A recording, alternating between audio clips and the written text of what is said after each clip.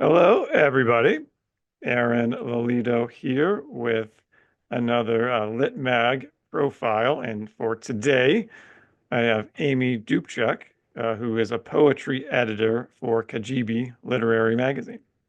I'm actually So, not the poetry editor. oh, who are you? Who am I I'm talking to? I'm the editor in chief. Editor-in-chief. Yes. Even better. So yeah, excuse my mistake there. Um, so yeah, I think I'll pass it to Amy before I make any more mistakes up front. Amy, can you give a little bit about your background as a writer, as an editor, um, and a little bit about maybe your connection point with how you got involved with Kajibi? Sure. And where to begin? So I guess I've always been a writer. Um, when I was a kid, I liked to talk to myself and just like make up stories. So those didn't all make it onto paper, but I was always telling stories.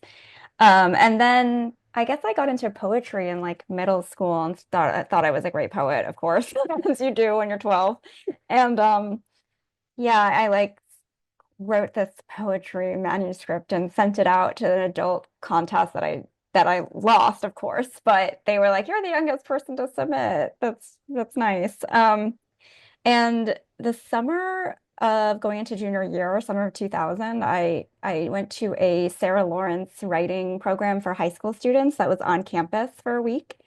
And it like completely changed the course of my life. It was like, oh my God, I found my people. I found like what I want to do, like where I want to go to school, like what I want to be involved in. So those were like my first real writing workshops that I took. Definitely was writing a lot of poetry then. And I also met people that ended up changing the course of my life too. So that everything sort of comes back to this one week. And then the following summer, summer before 9/11, I took a class at NYU for high school students in creative writing. And then I was like, I don't know, I want to go to NYU because it's in the city, but Sarah Lawrence, it's close to where I grew up. I ended up applying early and going to Sarah Lawrence because that was just like the ideal place for me. And it was its own microcosm. So even though I grew up like 15 minutes away from the campus, it was not at all. Like it was like I might as well have been on a totally different environment. I also went to Catholic school. So it was a very far cry from Catholic school. And I concentrated on poetry my first 2 years there.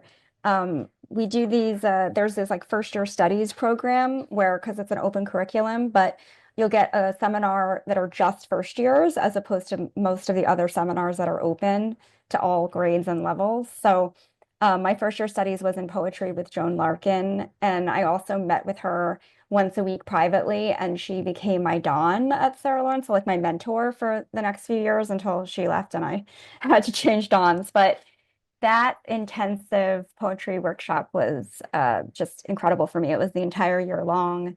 And then the next year I studied with two other poetry instructors or poetry professors at Sarah Lawrence. And then I decided to switch to fiction, actually, which I don't know why exactly I abandoned poetry. Like, I can't totally put my finger on it, but I think I was just like wanted to switch it up while I was there and thought, well, maybe fiction will apply to more things later than poetry because it is such a niche genre. Um, so I switched over to fiction, but with this like poetry background. So my stories tended to not be very plot heavy.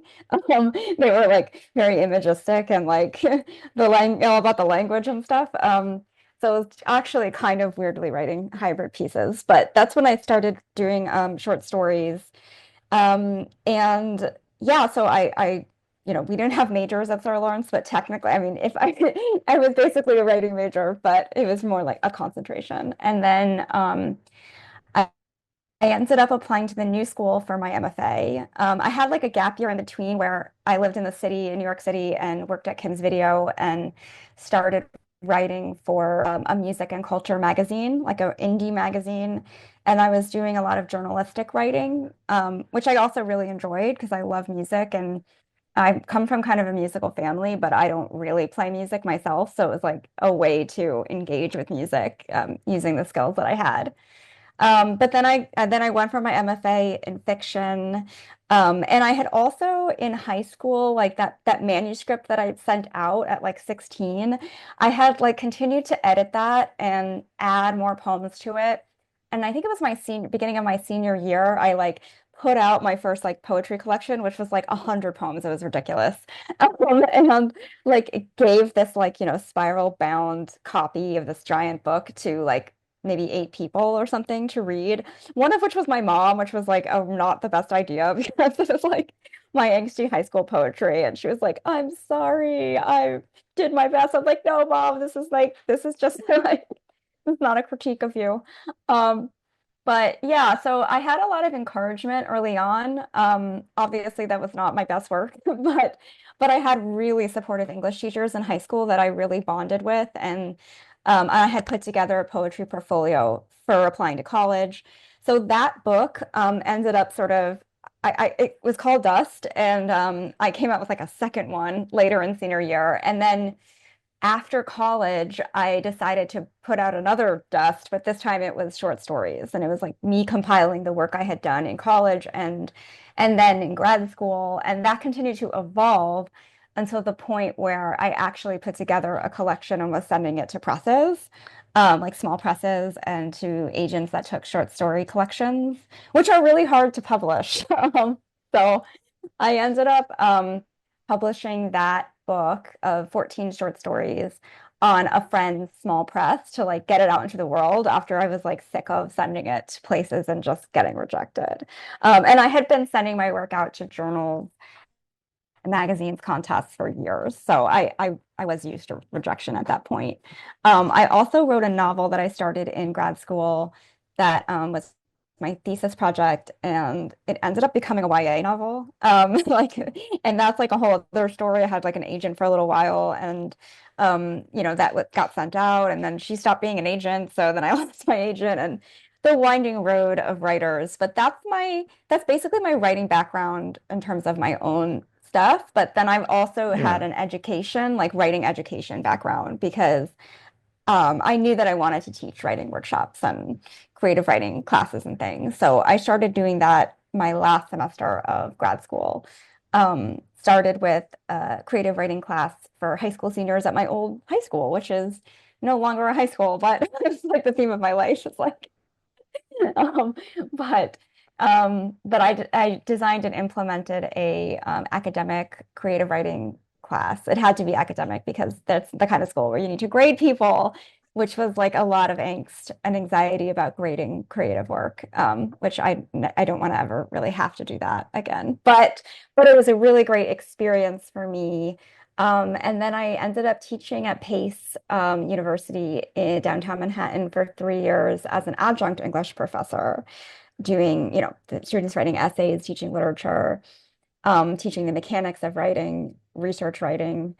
And then I ended up starting to work for Writopia, which is a nonprofit program for kids and teens that offers writing workshops throughout the school year, weekends, holiday breaks, and summers. So I've been there for 12 years. Yeah, next year will be my 13th year.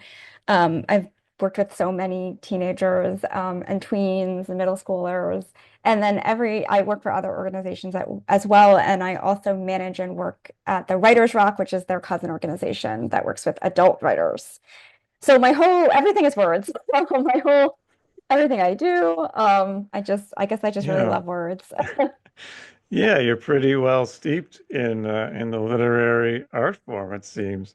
Um, yeah, and it's interesting, in people's kind of formative experiences. I'm glad you shared a little bit of that going back.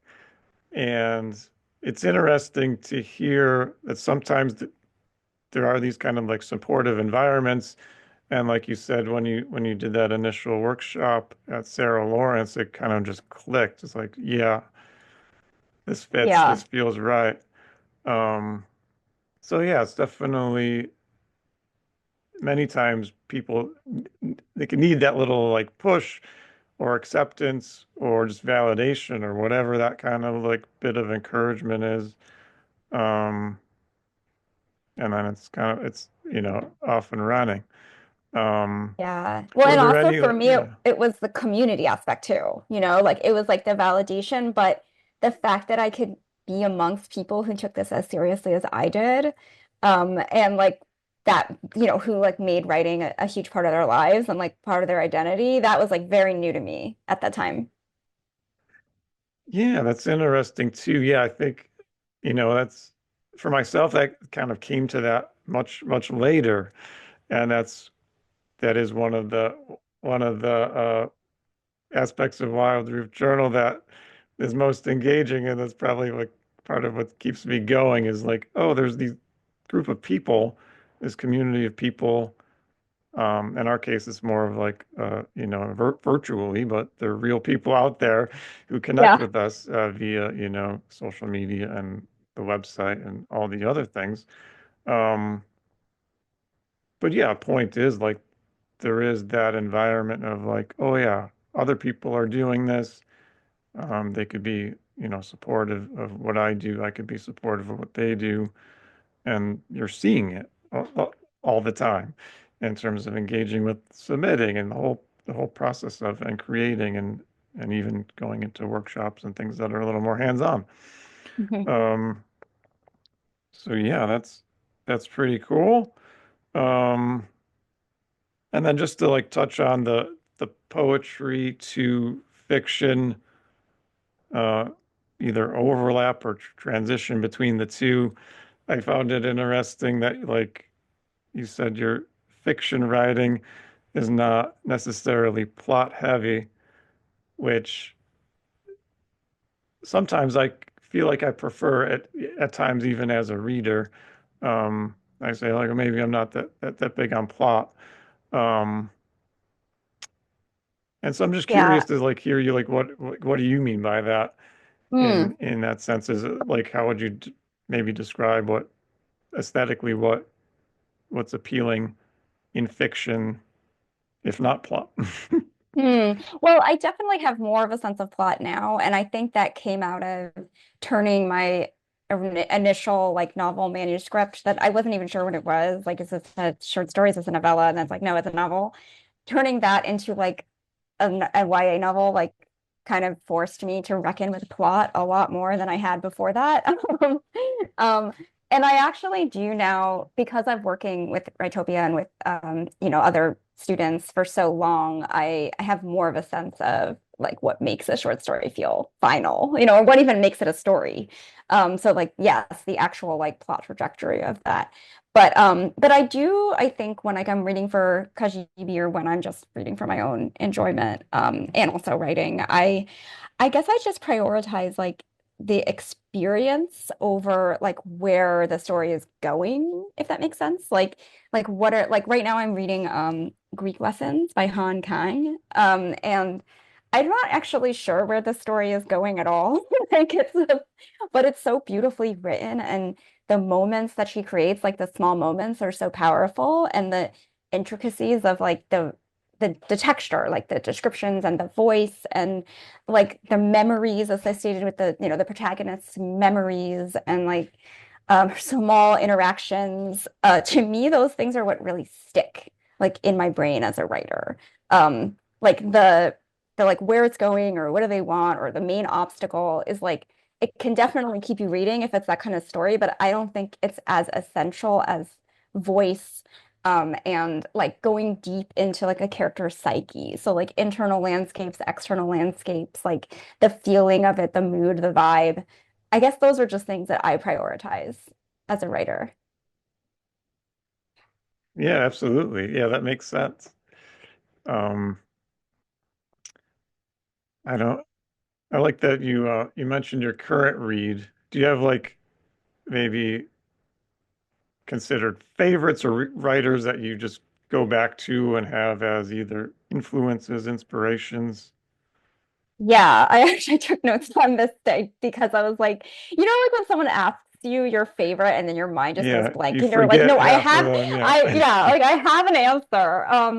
I actually, I sort of binged. So I'm a kind of reader where I'm not necessarily loyal to like authors. It's like more about like the books, but I definitely also binge on specific authors. And one of them is Sigrid Nunez, because her writing is just so, she's just an eloquent writer. I just like drink up her sentences. And she writes in this like style where you're like, is this true? Like, how much of this is true? How much of this is fictionalized? And she does this like hybrid work where she like brings in commentary on other things.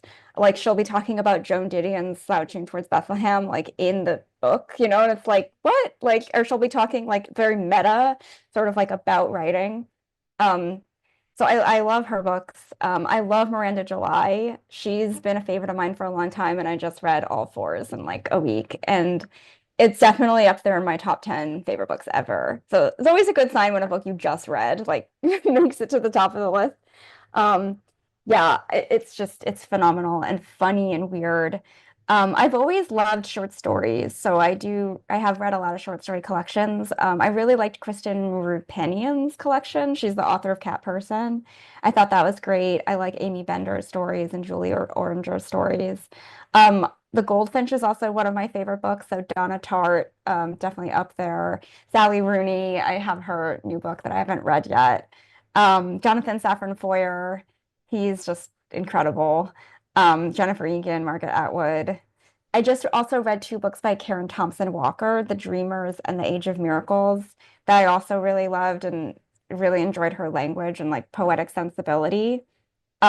Yeah, so those are more like the prose writers, right? And Yeah. Nabokov, like from the time I was in 10th grade when I first read Lolita, I was like obsessed with his prose. Just like I made like a poster and like put all my favorite sentences like in a collage on the poster. Even though it's from Lolita, which is like kind of like but it's just so beautiful. And then there's also the poets. So like my like core poetry favorites are Anne Sexton, Sylvia Plath. They're like, the female confessional poets and Adrienne Rich. But like, yeah, I was obsessed with Anne Sexton in high school. So a lot of my early poems kind of read like hers. And I've read, all the classics or many classics, but I'm mostly into modern poets. That's the kind of reader I am. So I do have a whole list. I don't know if you want me to read it. Well, maybe we'll hear some more, but yeah, just to consider a little bit of what you said there. Yeah. Um, well, a few things that stood out was just kind of a quick one maybe is a Nabokov. I definitely had a phase too, even I appreciate him now as much as ever, but as far as reading some of his work, and I always like have a kind of a fun time slash challenging time, like trying to describe Pal Fire to somebody who's not familiar Yes. with it. Because Yeah, it is that one of my favorite books, and I think it's just such a great example of like what it like what could this form be if you're as yeah. creative as as he is, he as he was. Um, but yeah, I mean, what do you want to take a run at it for people who might not be familiar with the novel Pal Fire? What makes Oh that my God. so Oh appealing? my. I mean, it's definitely an epistolary novel, right? But it's like Yeah. in a form that's isn't it like index cards that he wrote to annotate the poem? Yeah. That was just Yeah. wild. I actually wrote an emulation of that in graduate school, so that was weird. Like Yeah. I used like a Nine Inch Nails song as like the lyrics of that song and then like annotated it with like but yeah, I don't really remember like how it works as a Yeah. novel though, I I have to know it's been say. a while, but yeah, I think the to oversimplify, it's the narrator of the novel Mhm. is the is writing a commentary on a fictional poet's poem. Right. Right.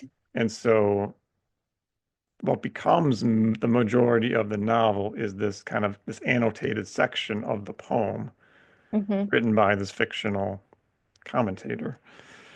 And so it kind of becomes it becomes the narrator's own novel. Yeah. through the annotations of the poem. So and it just becomes more and more unhinged as it goes. So it's a definitely novel for book nerds in particular because it's set Hmm. up like a you know a scholarly edition of a book. There's an introduction written by this fictional Right. character, and then the poem written by this fictional poet, and then the annotations written back by the fictional. So many levels right there. Yeah, and it's just one of those wormholes where like I remember reading the novel and then reading like the scholarly like journal articles, like trying to like figure out more and more. And there are these little Yeah. like I mean they're called like Easter eggs now. I don't know what they were called back then, but there's these little like nuggets that are hidden in embedded in there that Yeah. you would never know. And like it just Yeah. like keeps revealing more and more. So it just that was like what one of the novels like Wow, how you're much of making a me want to genius was this reread guy? it. I know.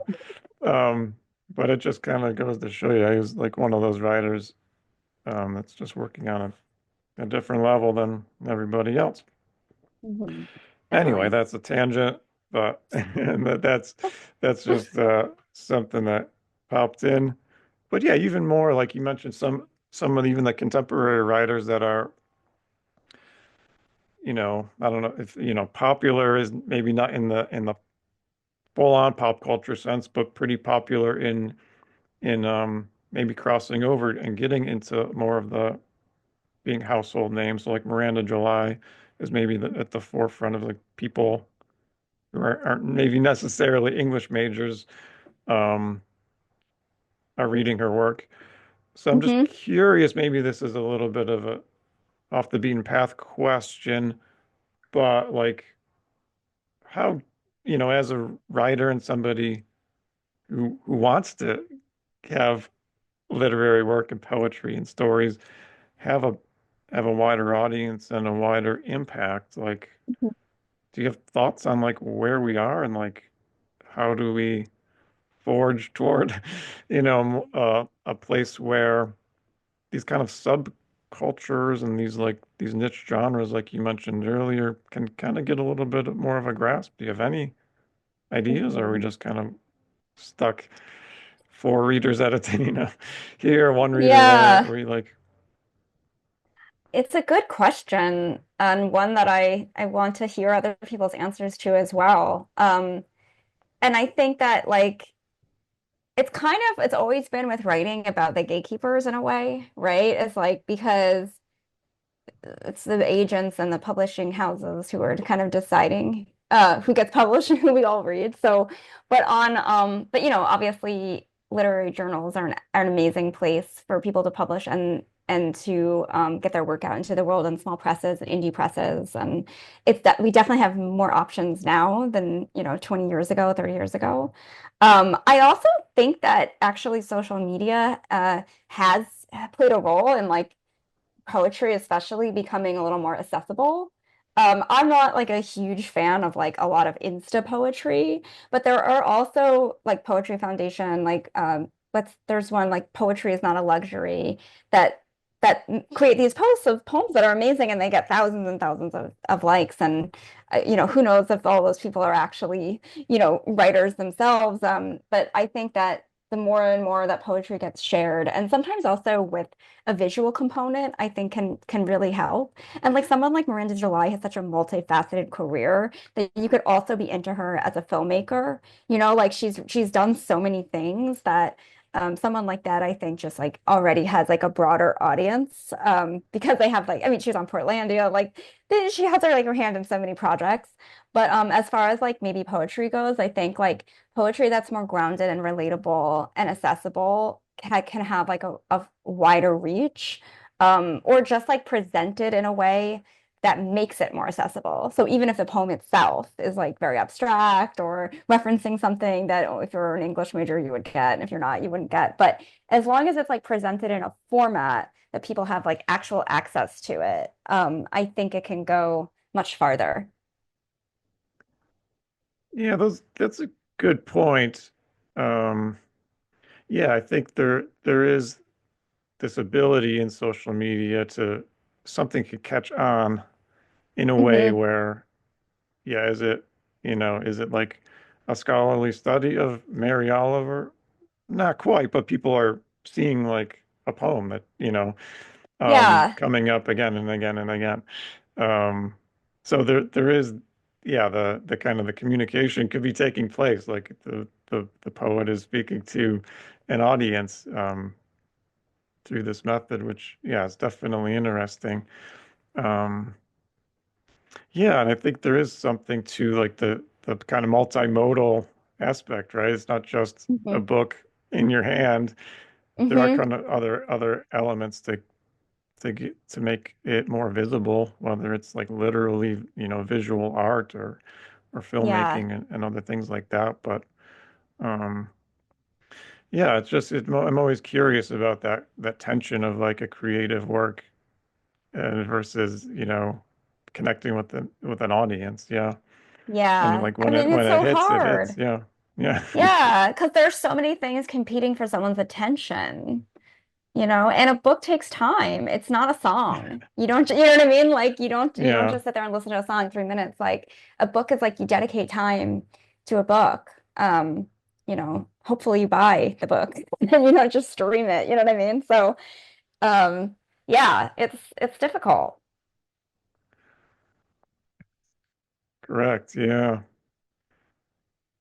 And yeah, that's I mean, like a writer, artist, whoever, it doesn't necessarily have, a marketing department, and No. they don't have so that's part of what makes it a fascinating, topic when it connects because like, it goes to show you like it can cut through like when those, creative works cut through all that nonsense of the Yeah. marketing and like what is like prepackaged content.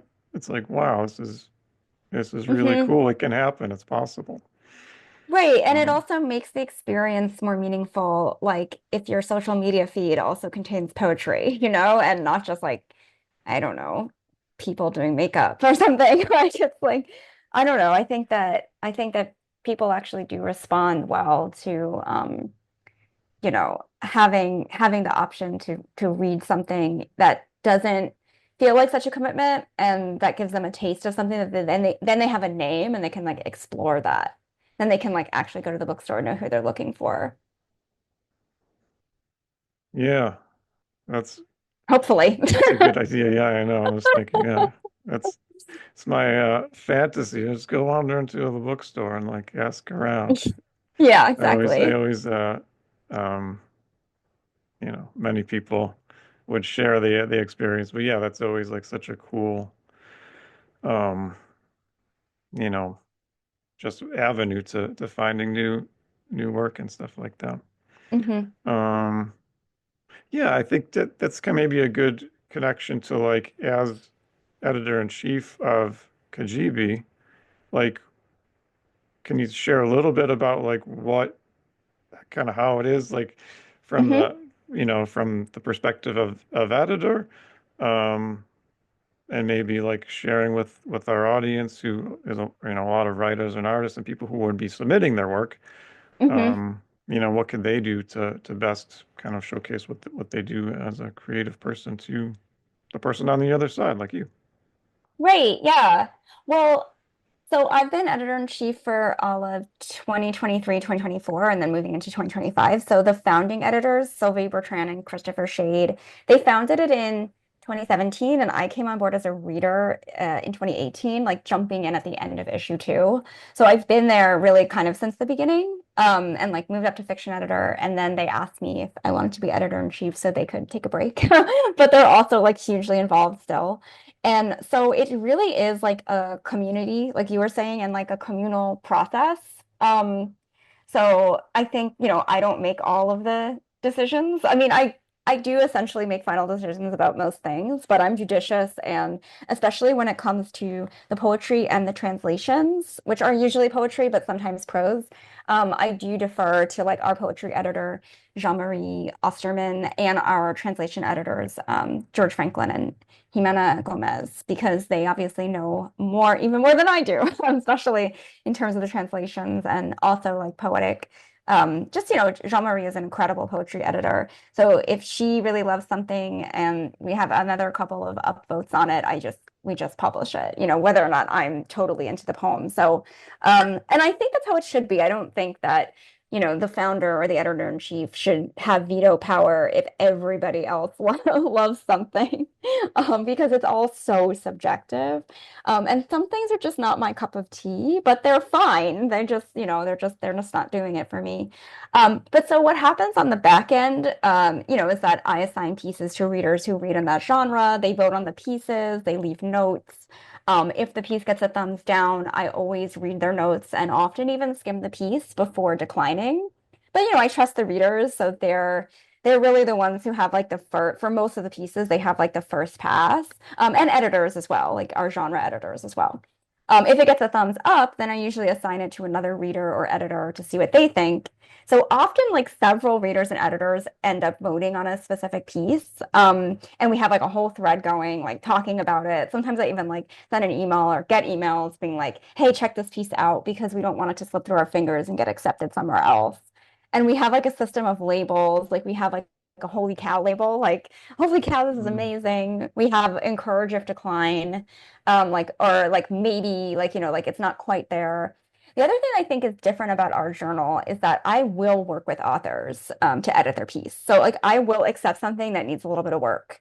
And I actually love doing that because I just love editing. So it's like I've accepted pieces where I'm not totally wowed by the ending, but the rest of the piece is amazing. So it's like, can we just fix the ending? Or a piece that's like has like extra stuff that we just like take out, like trim it down. We also don't have word count limitations for prose, and I stand by that because I write really long short stories. So we've published really lengthy pieces, and we also publish flash and poems of all lengths. Um, but yeah, so I don't, I absolutely compromise. It's absolutely a team effort and collaborative, and we're all writers ourselves who are submitting pieces, so we understand. And sometimes like a rejection just comes down to like thematic similarities too, where it's just like we have too many pieces like this, or we've already published too many pieces like this. But I will hold a piece for a future issue. Like if I love it and it's not right for the forthcoming one, I'll still accept it and hold it. For some reason, we get a lot of pieces about animals. I don't know if that's consistent across journals, but so many stray animals or pets or I don't know, just a lot of dogs, a lot of cats, a lot of motherhood, a lot of death, a lot of physical ailments, especially in memoir, as well as in poetry. I guess death is a big topic in poetry. So, but an issue can only have so many of the same types of poems or themes. Another thing is that we do read the cover letters, but I don't consider someone's writing credits unless it's relevant to the piece. And I actually love being the first journal to publish someone's work. So we had an issue in the first issue I was editor-in-chief called Moses Poolside, the story. The writer's bio was just Dan Garner works as a bike messenger in Chicago. That was it. No writing credits, no writing background. Awesome story. Another story at another issue, theirs was just Michael Pereira is an American writer from Springfield, Massachusetts, killed in his first published story. So we also published Jean-Marie, the fiction poetry editor, accepted poems from a Greyhound bus driver who had never written or submitted a poem before, and she was so moved by like everything he was describing about like his blue collar job and like the just the details and the imagery and like the truism of like this bus barn and the people he worked with that was like just so unlike anything else we've gotten. Um, so yeah, so I guess it's just good for I think submitters to know that it's not just like, oh, Amy Dupcak doesn't like your poem. It is like a team effort. People are reading it. We do take it seriously. And then there's also other practical things, right? Is like obviously workshop your stuff before you send it to any journal. Obviously get people's feedback on it first, see what's working, what's not working. And something Jean-Marie also said is that, is this you talking and telling the reader what you think, or are you letting the poem like speak? Which is something too that like, to not feel like it has to be so explanatory. Or even in the cover letter, I feel like you have to explain yourself or explain the piece. Like the piece should speak for itself. Um, yeah, and then I have a lot of my own like personal pet peeves. Yeah, well, we'll You say know? I do want to hear those, but yeah, I think Yeah. as far as like a couple of those that are either unique or noteworthy, but yeah, like working with a writer to make some edits for publication, like that, it's not common, but I have done that as well. And I Hmm. think now that you like kind of mentioned it, it struck me as like, yeah, maybe that should happen a little bit more. Yeah. It takes some energy and effort and coordination and back and forth, which is obviously sometimes you're not always um, capable of doing that in a timeline.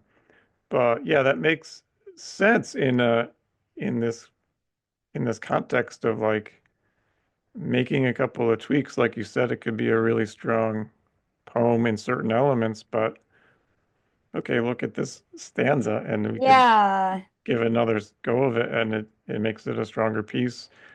And then Yeah. we're happy as an editor, the writer's happy, and it can really just smooth over something that yeah, otherwise it will get declined, and who knows. So Right. yeah, And I've also yeah, it's unusual, but like I said, I have done it, and it can happen. hmm I was gonna say I've also never had a writer be like, no, I won't edit this piece. So I guess that's true. Yeah, I haven't had that. Um, yeah, and then hold it. Yeah, I would second that. I tend to if it's not going to fit in an issue size wise or you get kind of quantity of pieces or just thematically it would work better down the road. I'm not sure how many other places or people do that. I know I've run into it a couple of times myself, but yeah, that's a good thing to have in mind too, where it might be a little bit more of a delay or wait till publication, but I'm always happy to have something published later than not at all. and And I think like exactly. you said, yeah, it kind of helps both sides too. And then I love the first timers. Like, yeah, that's a shared experience too. Wild Roof Journal. You say, oh, this is my first published piece.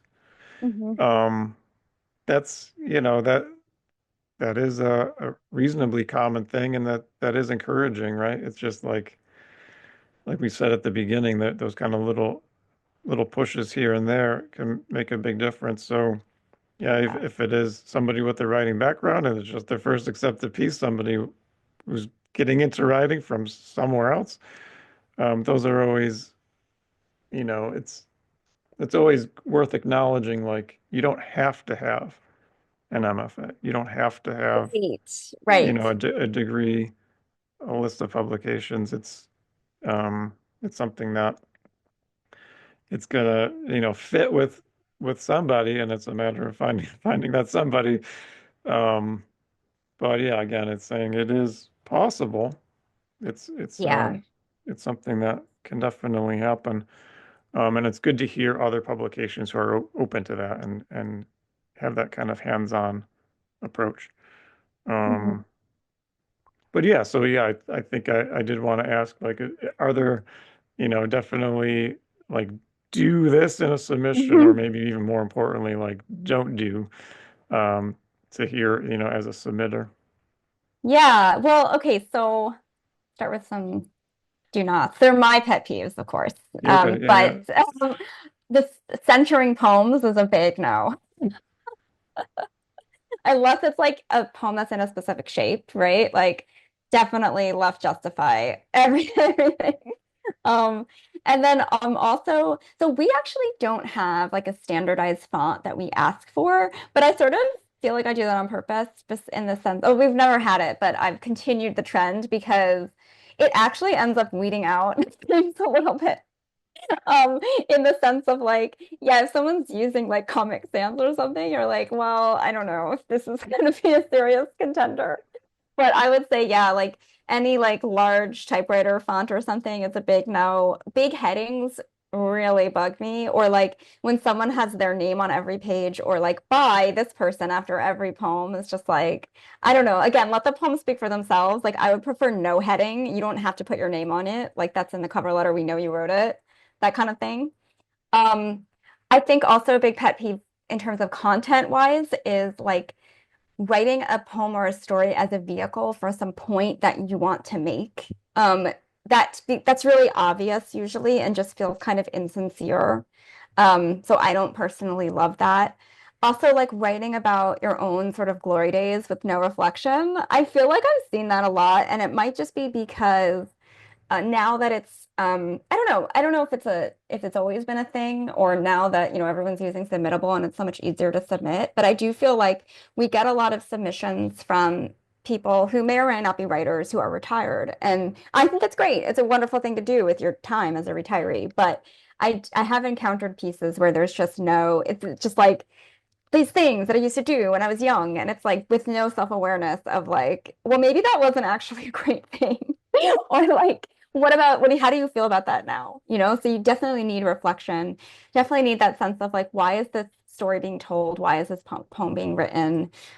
What's the like urgency? What's the truth they're trying to share? What's like the emotional heart or the payoff or like the guts of it?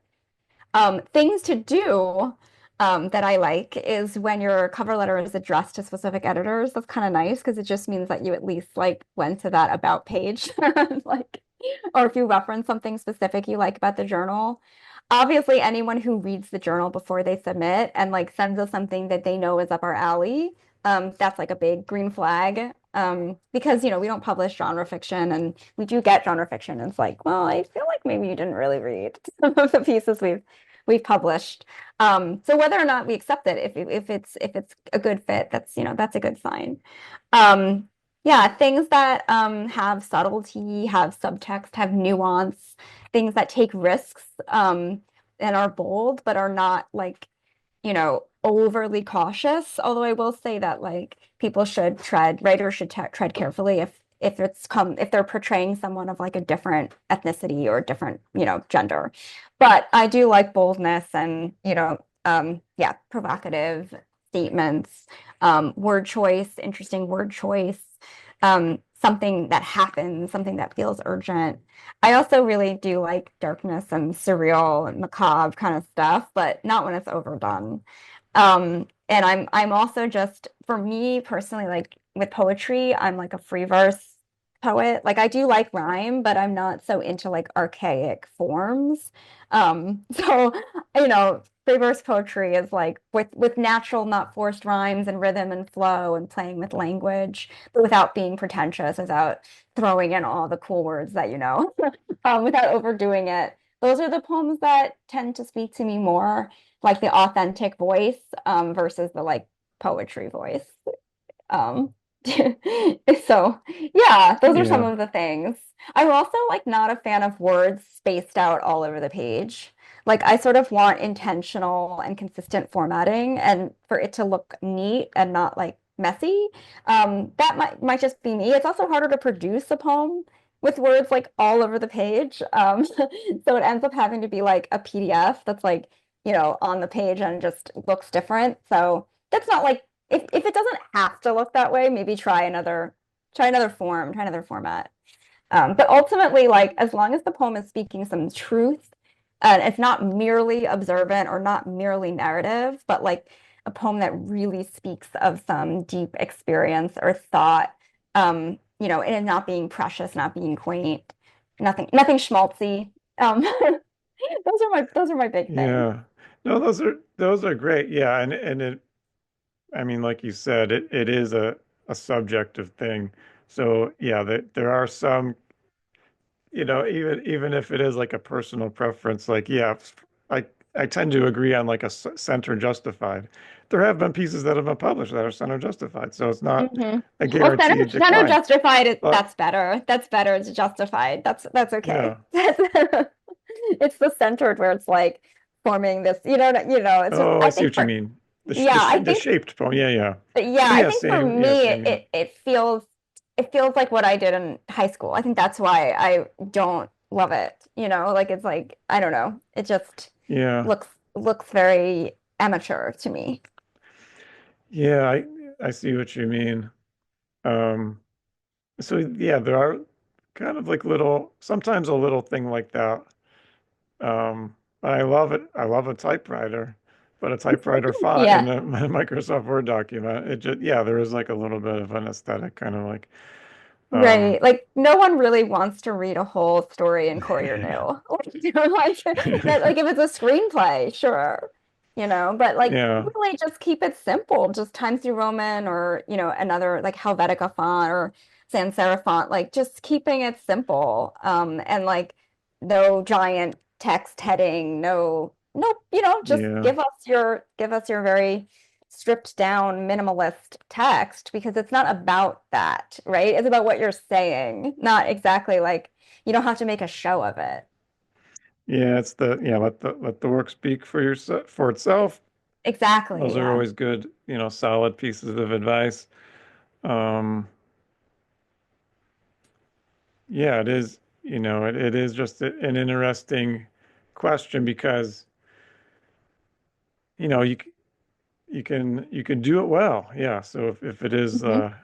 you know an animal poem that's done well, Oh like yeah. Oh no, it's definitely. like No, there's believe tons of them, but I've I see what loved, you mean. There are yeah, it's like just common subject matter, common themes, common images. Like you're not gonna really get around some of that. It doesn't mean they're off limits. Just like exactly. there's a craft to it. Hmm. Um, and then Yeah. maybe yeah, if you do as one like final offshoot, sometimes I like to ask, is there a writing prompt that you like? I mean, you definitely have teaching experience and stuff like that. So Hmm. even from the teaching perspective, is there a type of prompt or writing exercise that you enjoy, you know, giving a student, um, even if it's one maybe that you don't use as a writer? Yeah, well, so I'm a really big fan of making lists. I actually also host this little prompt party with a few of my female friends, and we just did one on last Friday. So yeah, a week ago, where I'm basically being like teachery with them, and I just like come up with these prompts, or sort of borrow prompts from, things I've done with students, and we all write in notebooks. And I really enjoy prompts that have a collaborative element, but then you write individually because I don't like writing with someone else. I like writing my own things, but I like having like a basis together for what we're writing. So prompts where we all like create a list together, for example, or we're all creating our own lists and we're sharing them, and then you choose something on the list. So something I do actually is I'm a big collector. Like I have so many notes and they're all over the place in my notes app. Like no one else would understand because like my organization only makes sense to me. But like I save lines, ideas, even I have a list of words like that I love that I've come across in other, stories, books.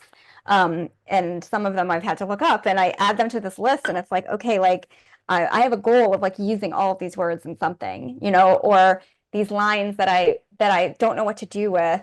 I also have a list of things I want to write poems about that are not poems yet.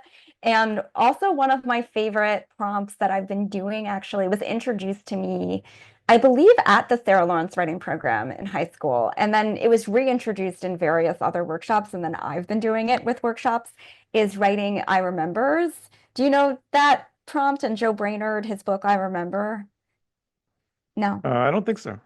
Okay. Well, Joe Brainerd is like a writer who he created the style, which is like in a way a sort of a writing hack, because it like accesses, like it jogs your memory, and you can access these like sort of sensory snapshots from different parts of your life.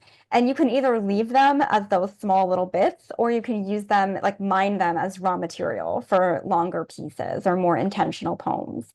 But basically, we just usually read a few of his just to sort of get the gist of it. And then you end up just writing individual sentences that don't connect. I mean, it can be more than a sentence, but usually, like, most of them are just one sentence. And every line has to start with I remember. So sometimes I'll give prompts like, okay, like party, grandparent, breakfast, cold weather, and it just jogs your memory. Like I remember, the French toast my grandmother used to cut into squares for me, or something like that. And then from there you bounce to the next one, you bounce to the next one. And sometimes they have like there's like a stream of consciousness happening where you're sort of like one leads to the next and they're connected. But the goal is really to just have all of these random memories that you don't know what to do with, or they don't seem like stories in and of themselves, like come out onto the page, and then you can shape and restructure them as you want. And then choosing one or two to use as an actual poem, like fodder for an actual poem. Because like I said, I'm a big fan of like sort of mo the small moments that make their way into fiction or poetry. And so these like micro little moments it can spark an entire poem or entire piece. Or you can just include it in something else that you've written for more like texture and sensory experience. Yeah. Also, it's fun. And Yeah. you can set a timer or you can do say like, okay, I'm gonna do 20 of them, just like little bits. It's like having a snack. Yes, that is a good one. Yeah. So I might use one of those exercises. We'll see. Um, but yeah, there's always that is the always the kind of the purpose behind it is like see what happens. It might just be a little nugget you put in somewhere else. It doesn't need to be its own, standalone piece that you're just coming up with in this kind of generative exercise. So yeah, if you get even if it is a word or phrase, go for it. It's always a victory. Um, Yeah. And you can yeah, recontextualize it. Like it doesn't have to be, you don't have to limit yourself to like your own experience. Like you can take that and use it for like fiction, like you can give it to a character. You can create a whole new experience around it. Yeah. absolutely. Well, we've covered a lot of ground, I feel like. So I think we we did our job as far as, sharing a little bit about the publication, of course, and some of the details about submitting, but yeah, learning about you as a writer and some other stuff. So I think we'll dismount. Um, but thanks again for joining in and for sharing. Thank you so much for having me.